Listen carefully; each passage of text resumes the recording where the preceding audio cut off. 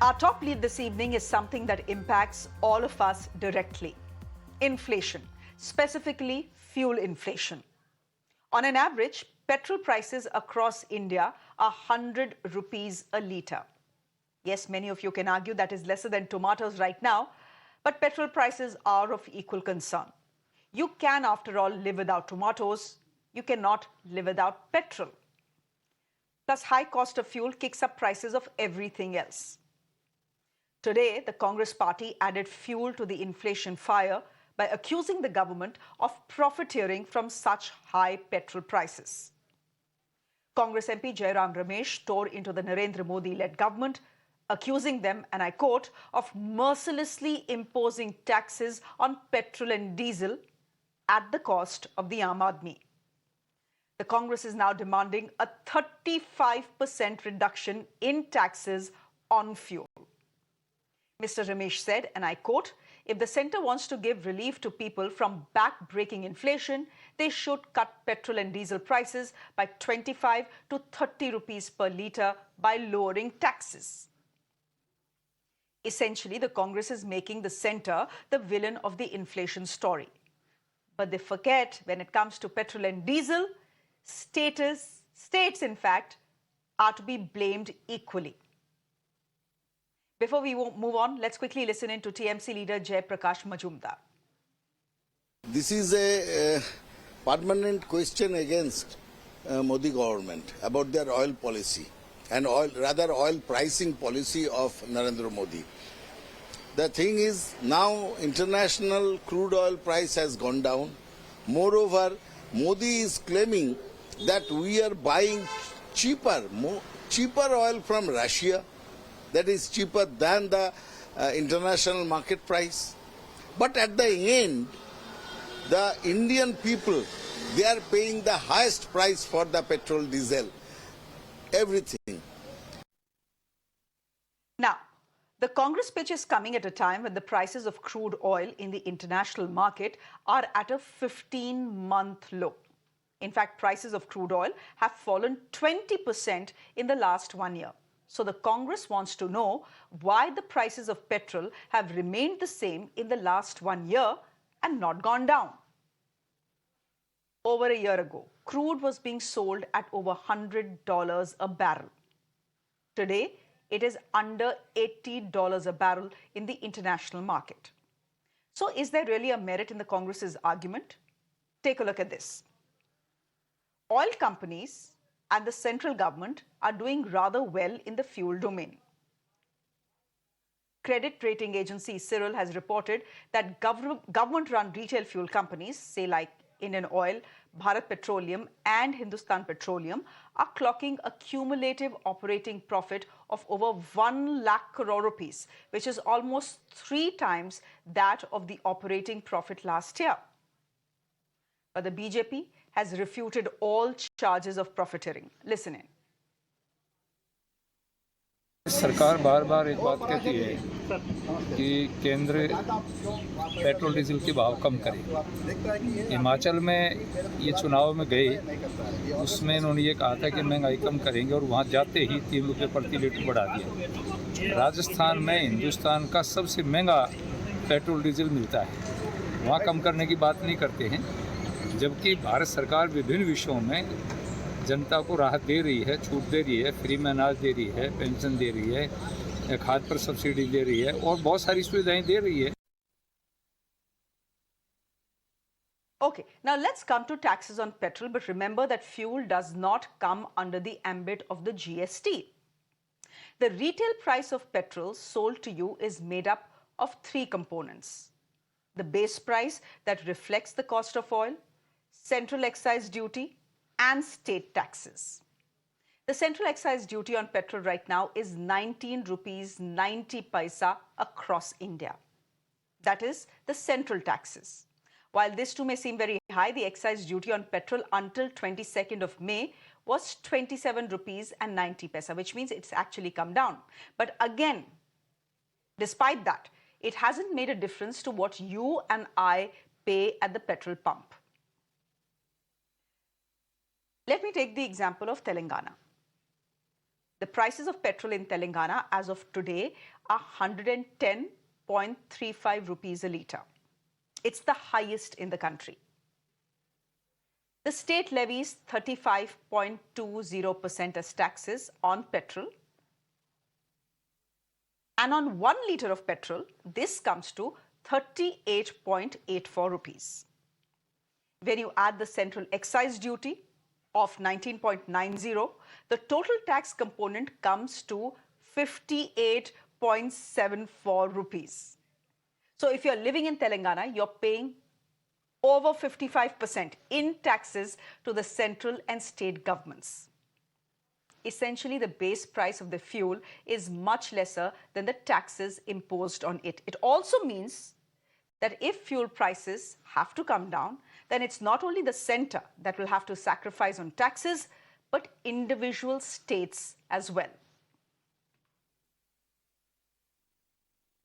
Yeah, we are the affected, the middle class people only affected. What we are paying, they are not giving any benefit to us. They should consider us as a middle class family. What we are paying with tax, straight away they are deducting our this one from income itself. So they should consider us. पूरे को tax थोड़ा कम करना पड़ेगा. Petrol diesel में बहुत tax ज़्यादा है.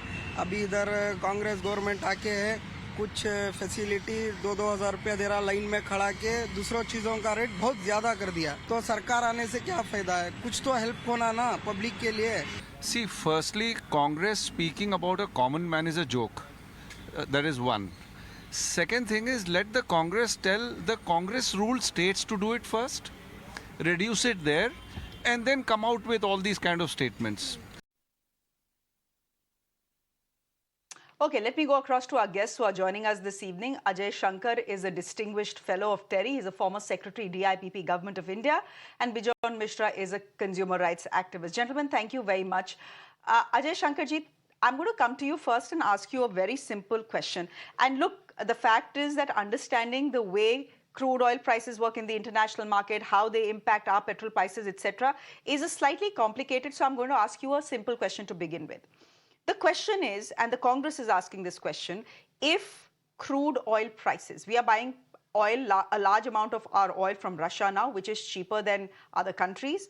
Crude oil prices in the international market are at a 15-month low. If that is the case, and over the last 1 year, crude oil prices have actually fallen 20%. If that is the situation as far as the prices of crude is concerned, why are we not paying lesser for our petrol at the petrol pumps, sir? Does the Congress's argument have a merit? It has some merit, but the real problem lies in what you had indicated earlier, which is that the petrol and diesel should be brought under GST. And this should have been brought under GST right in the beginning. It is now a necessity, these items, for the common man. They are also the key component of the cost of doing business, of the cost of logistics, of the cost of manufacturing. So by taxing these items so much and keeping their prices so high, we create a competitive disadvantage within the country in terms of higher logistics costs and higher costs of doing business. So right on day one, there should have been a political consensus across parties and across states that we will bring GST, bring petrol and diesel under GST. And if there is a problem of a shortfall in revenue, we will raise GST rates across the board or across many items. Because ideally, petrol, diesel should be in the middle of the GST band. Now, this problem is there and is persisting because of a certain history. So in the old days, petrol was considered a luxury and therefore taxed very heavily along with cars. Diesel was artificially kept low, priced low, because it was considered a necessity for trucks and tractors.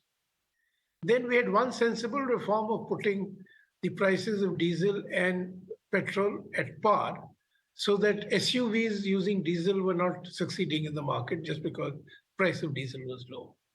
But the concomitant reform that was required was to move towards GST. Now, I am hoping that one day parties across the spectrum and the center and the states would agree that it is good for India's economy, good for the common man, good for growth, competitiveness, to bring these items under GST. The day that happens, the problem would get solved because the price would really become roughly Okay. half of what it is today. Mr. Shankar, And the states and the central government Mr. have Shankar, to then find please ways help of our viewers releasing understand. revenue elsewhere or lowering expenses. Can I ask you a quick question here, a counter question? Please help our viewers understand how petrol and diesel coming under the GST regime will help bring down prices. Will it mean that the central government and the state governments cannot tax, tax whatever they want on diesel and on petrol? There is one standard uniform GST across India. And if the prices of crude actually go up in the international market, you let the GST go up. And if they come down, you let the GST go down. Is that what you're saying, sir?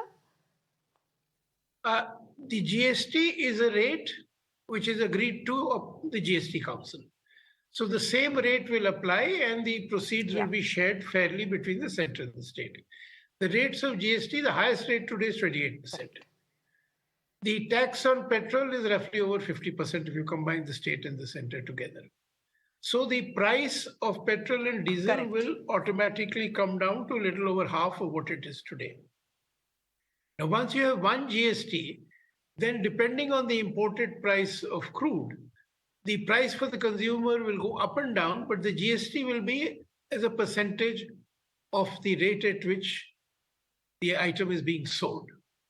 So the prices will come down. It is desirable, it is overdue, and the central and the state governments must find other ways of raising revenue or reducing their expenses.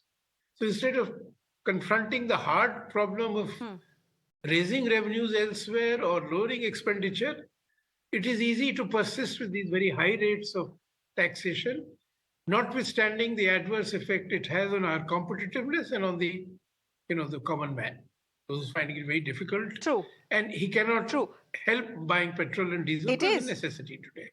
Farmers have to buy diesel for their irrigation purposes. Absolutely. It's not so the sooner the debate shifts to it's not a luxury anymore. Under GST. At one point of time, I think, true.